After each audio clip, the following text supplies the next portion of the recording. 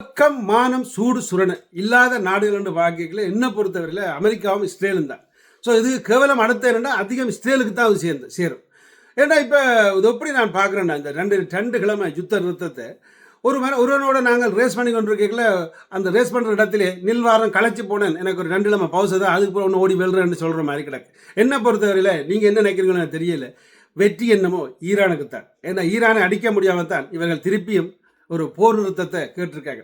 சரி, Donald Trump கலைச்சது போர் நிறுத்தம் அப்பா விட்டுட்டான் சாமின்ற மாதிரி இருக்கு. இதுக்கிடையில் டொனால்ட் ட்ரம்ப்ட கூட்டாளி பெஞ்சமின் என்ன செய்திருக்கிறார், லெபனானுக்கு ஒரு தாக்குதல் தாக்கியிருக்கார். நாங்கள் இன்னும் விசாரத்தான் இருக்கட்டும், வாடா வேண்டாம் இந்த மாதிரி நாங்கள் இன்னும் அது என்ன அந்த தாங்கள் தோத்ததை ஒத்துக்கொள்ள இல்லையா என்றது தான் எனக்குண்டா விளங்குது.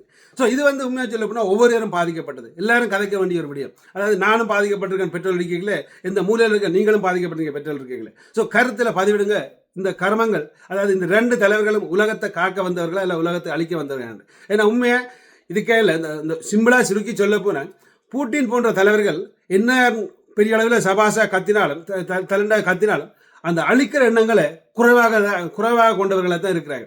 பூட்டின் நினைச்சா கூட பல விஷயங்களை பக்கண்டு சூச்சோலை அமர்த்தி கொண்டு போகலாம். ஆனால் அப்படி இல்லை, அந்த மனிதனை மாதிரி இந்த 2 பேரும் இல்லை என்றதான் இன்றைய ஒரு திட்டவட்டமான கருத்து. உங்களோட கருத்துக்களை பதிவிடுங்க.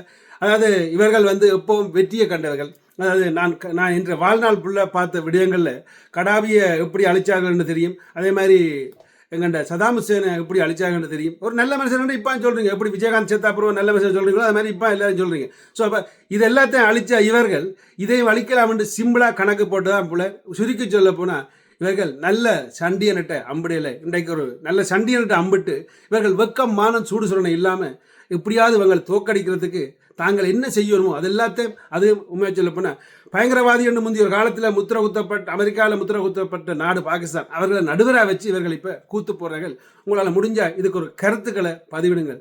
ஸோ இது என்ன நீங்கள் நினைக்கிறீங்கன்றது, யாருக்கு வெற்றி என்றது. நன்றி, வணக்கம்.